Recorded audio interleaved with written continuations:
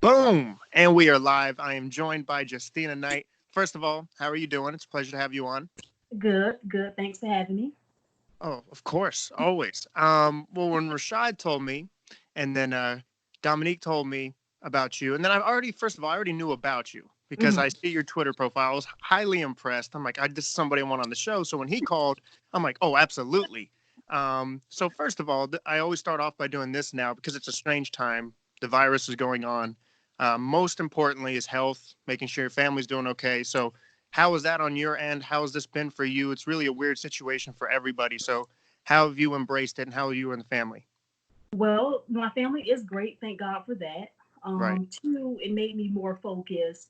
All of the evaluations and everything that I had to kick out, I was capable of getting those done. And on top of being able to look for additional talent.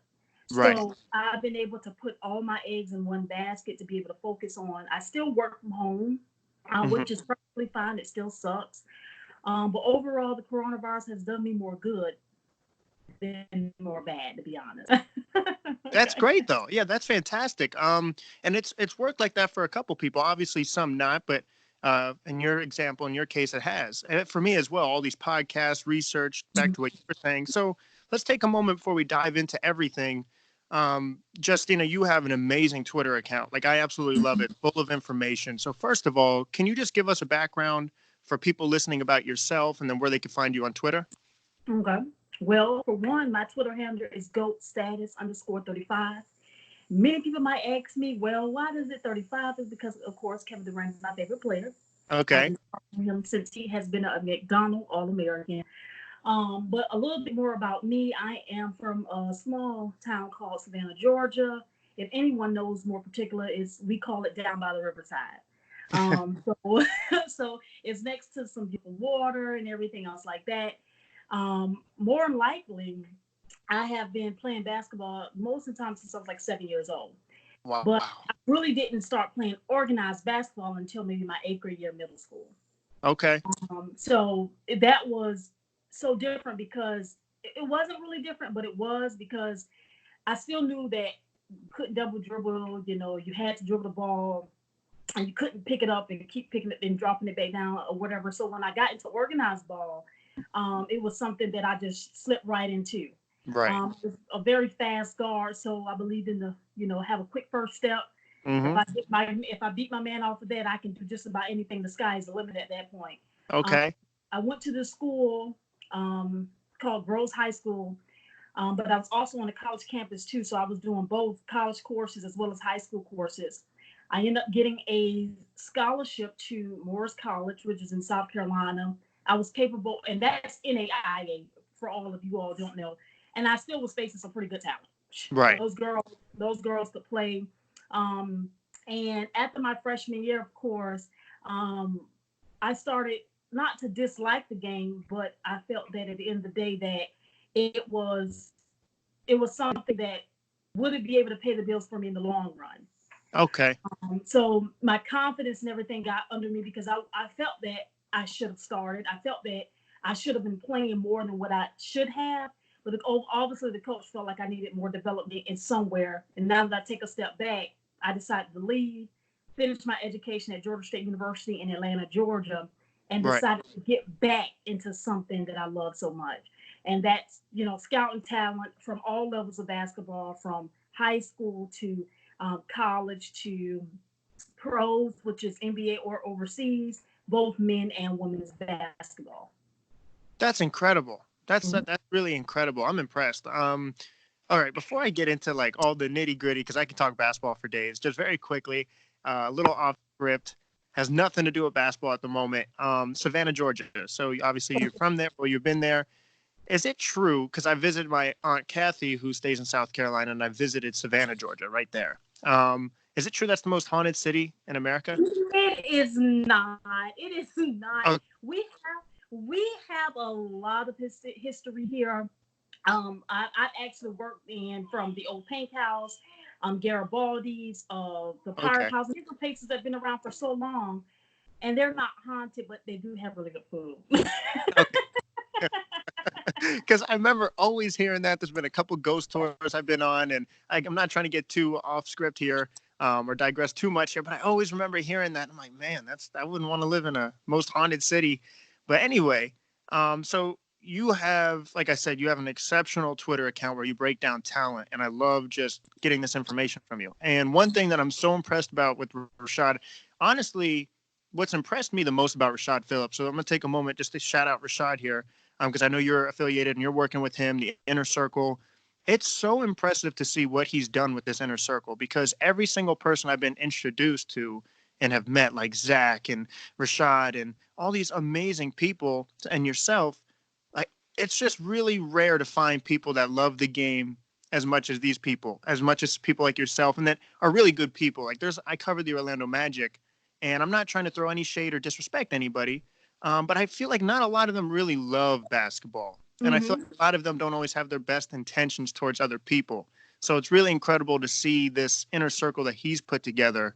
And it's really, I'm just grateful to be a part of it. So I just want to say thank you also for coming onto my show and giving me the opportunity, because you didn't have to do this. So thank you, first of all. No, thank you. Shouting out Rashad again. I always tell people, especially when you're working in the line of basketball, you have to be a student first. Right. So you have to be able to actually take a step back and want to take the initiative to learn first. When you do that, you're capable of expanding your knowledge to all levels of the game. Right. You can see as I scout players all day, I look at they're in high school. So I start with high school talent, right? As I look at high school talent, I'm saying, well, they're not going to just know that just right now. So I got to take a step back and let them know that they're shining in their own light of what they can do on this level of basketball. Right. So in high school, I'm not expecting you to be, let's say, a top-notch shooter. Of course, you're going to have to develop to become that top shooter. So as we scout talent, we look at the kid or the player for who they are now and how they can develop in other stages of basketball. That's incredible, because that's actually one of the first things I wanted to get into was, you guys obviously have an eye for this, and I don't want you to give away your secrets or how you so elite at what you do, but I think most people, if you put them into a gym, like, okay, that's the best person on the team. Like, it's something not hard to see, okay, that guy's special, but what you guys do is you take it to the next level. You're telling us, oh, this is what I think he can do. This is where I think he can develop, and you're getting that in other areas, and it's really impressive to see. So when you're evaluating talent, what are some of those things that you look for? Because you don't always go for the best player. You're like Rashad, and what you guys do are giving me people I haven't heard of. They're hidden gems. So what are some things, without giving all your secrets away, what are some things that you look for into a player when you're evaluating them? First off, for all levels, meaning one guard, two guard, you got your small forward, you got your power forward, and you have your center. Okay. The rare things that I'm looking for at very first is the intangibles, okay? What are the little things that you do that make up to keep your team going? So are you clapping on the bench? Right. Are you having a good intellect with your coach? Although you're mad because you're feeling that, okay, this is the wrong play, or we're doing something other than what I think we should do more. How well are you communicating with your teammates and your coaches? Those are what I look at first, because then that lets me know you're coachable. Then that lets you know when we get in the gym and we're starting to develop you a little bit much more than you are a little more puzzled. You know what I mean? I can really teach you. So then for each position, of course, there's going to be different. But if we're saying, for instance, a guard, the first thing is, can you form the play before it happens? Wow. So, and this is what CP3 does all the time. And I can say this many times. Why I love CP3 is he plays off his teammate's strength. Meaning, if he knows for Blake Griffin, they're in a pick and roll situation, he knows that Blake Griffin will go get the ball. He knows that if he throws the ball to the rim, he knows he's going to go get it. So he plays off of Blake Griffin's strengths. Okay, well, I know he ain't going to step outside the baseline, or he's not going to step outside the post to shoot a mid-range jump shot just yet because he isn't comfortable, but I'm going to play off his strengths. So as a guard, I am looking for you to be able to play off every last one of your teammates' strengths. So if you feel they're good on the wing, for instance, we're in a pick and roll situation. He's very strong going baseline. He can finish left or right. How well are you capable of setting that wing player up in the best position to score or get other teammates involved. So that's what I look for. Of course, height, size, everything else we play is a part. But I like to see how in every situation, whether if you're in the system or if you're not in the system and you're a role player, or even if you're the best player on that team, how well are you good at getting others involved? I don't care. You could be the best scorer. I don't care nothing about that. Wow. You have to show to me that you can make the players around you better.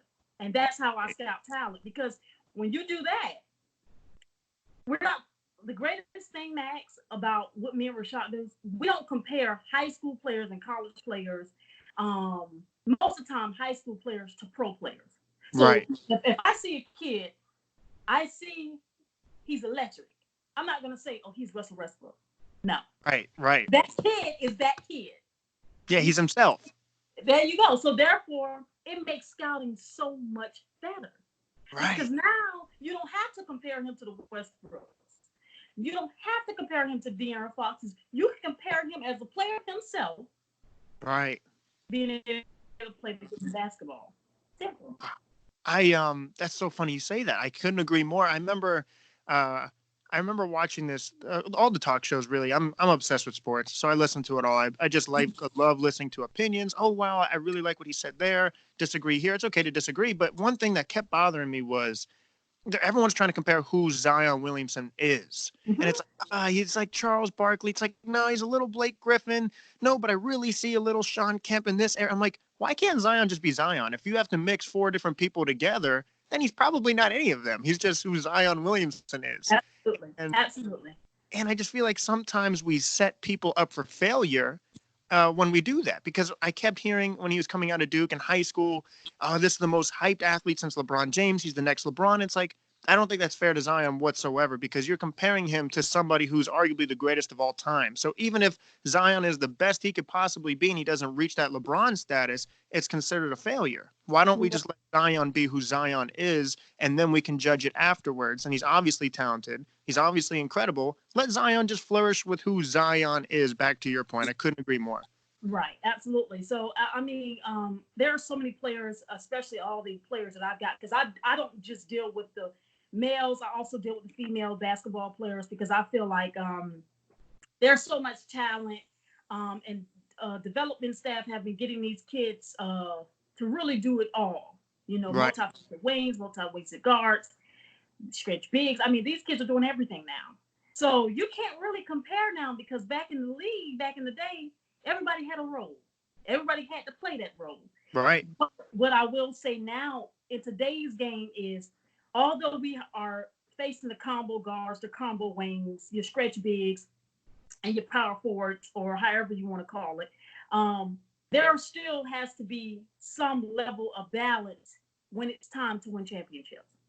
You still have to go back to the old way of basketball, because it still has to be balanced. Because if you have all those on one team, combo guards, combo wings, stretch bigs, and each one of them, say for instance, are putting up, 20, 30 points a game, and it's just points, what else could they do to win a championship?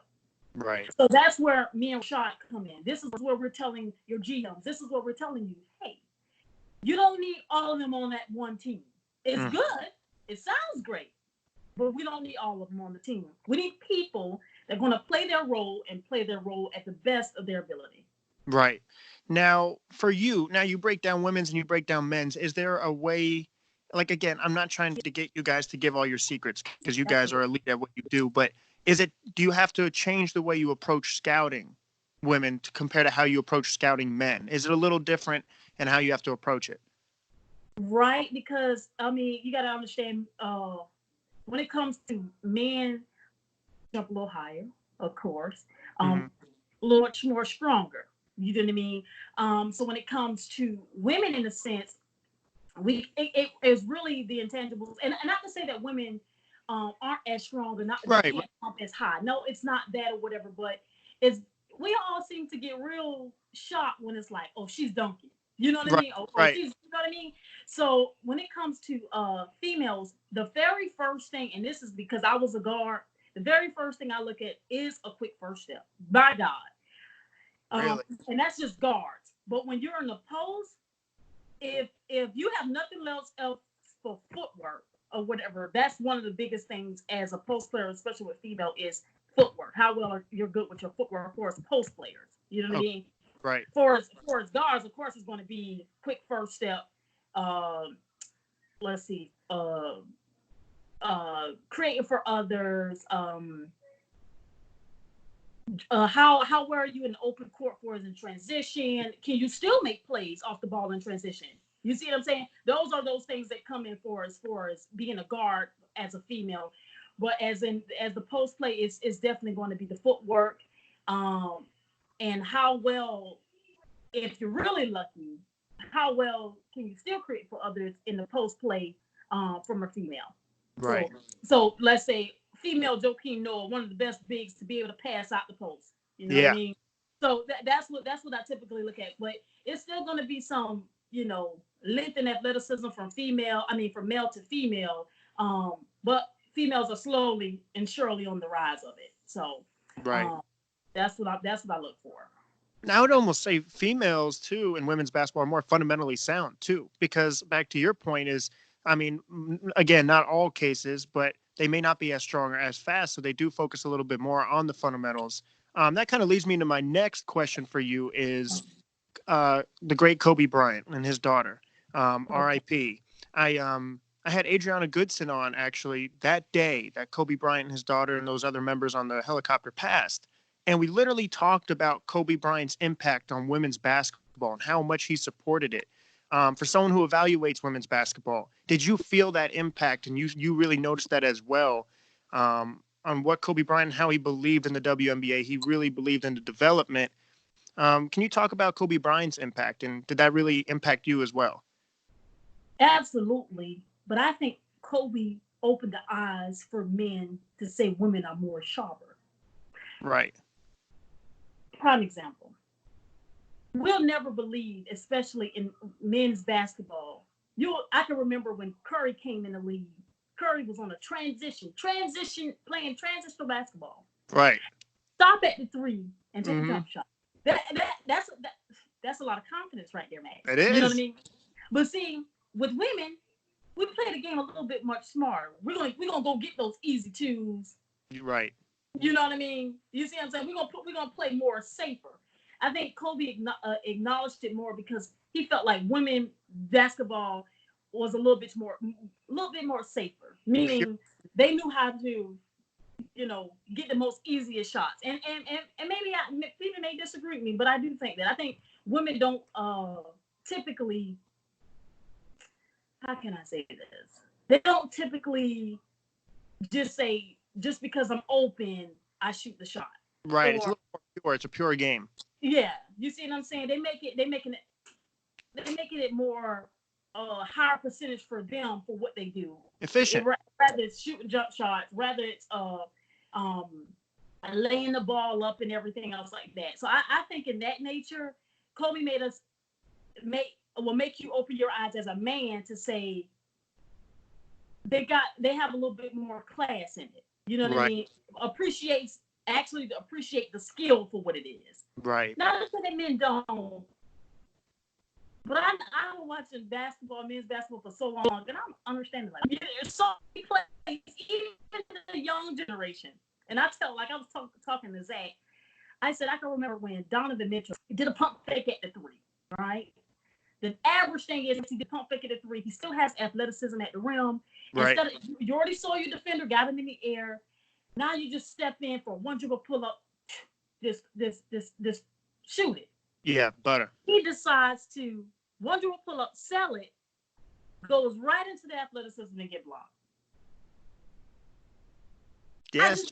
I just would never understand it for that reason. I'm like, right. On athleticism, you had all the open opportunity to shoot the jump shot.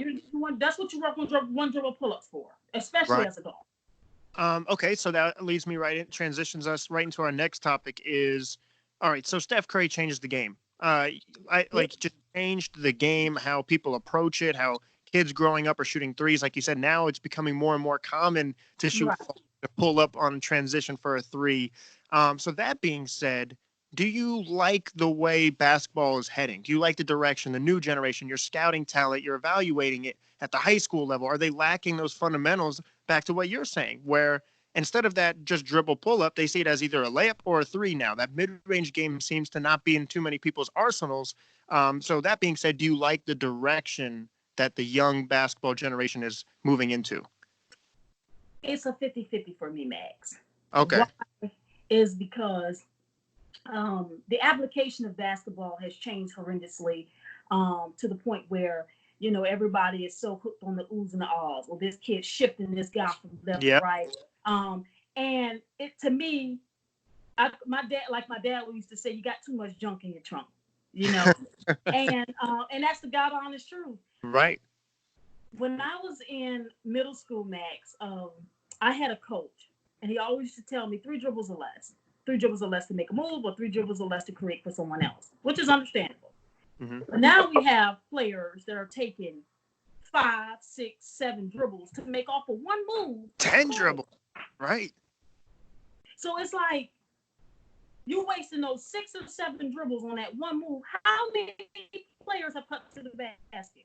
You see what I'm saying? The half court set is being killed because the excessive dribbling, excessive shooting. One of the greatest things about the Warriors, and I can count this out, and everybody keeps saying, well, yeah, they had Klay Thompson, Kevin Durant, and Steph Curry shooting an abundance of jump shots. That's not who the Warriors were. The Warriors, no, it wasn't.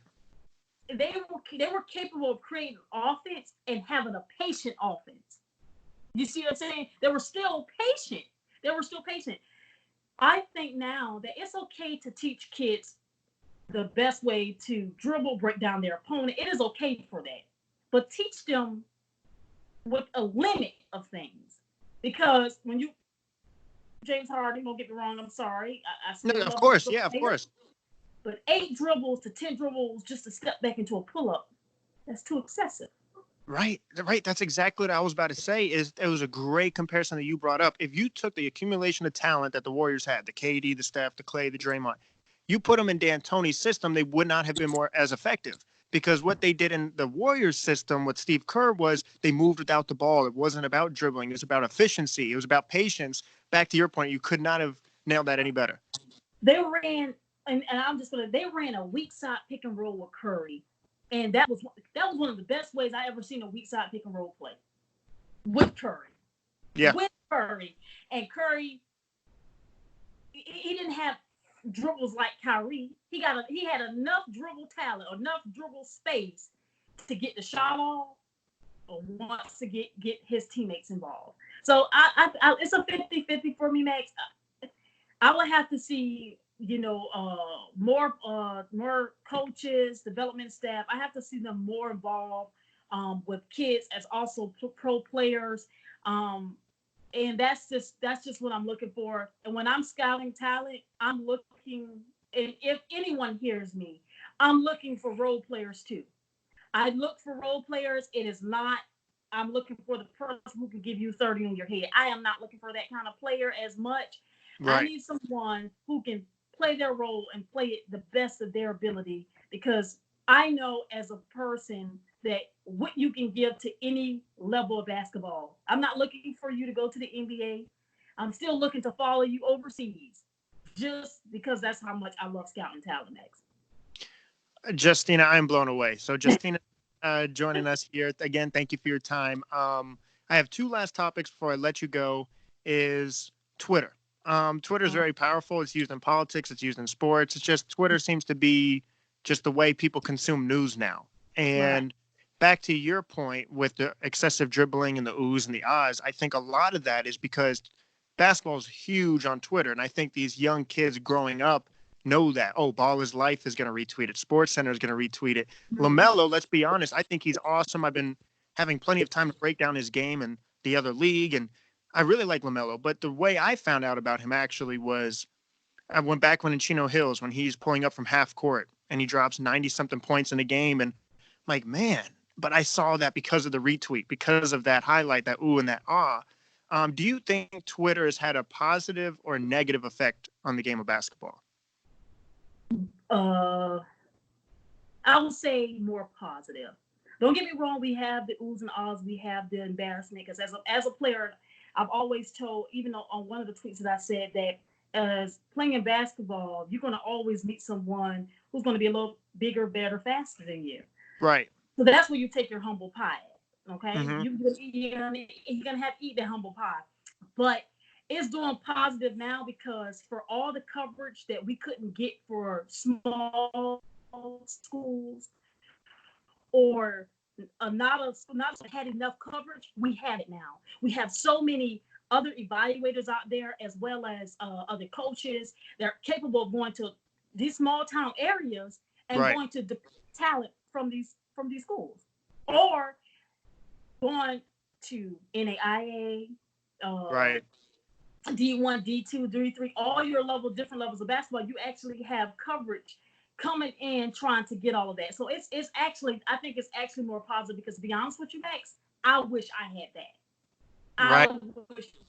I wish the circuits that I went to, which was for Adidas, for Nike, don't get me wrong, I always had it, but it wasn't a bunch. So I'm really glad that social media is really taking on that and just getting in those small town areas, small levels of basketball, and just getting up there and getting that talent.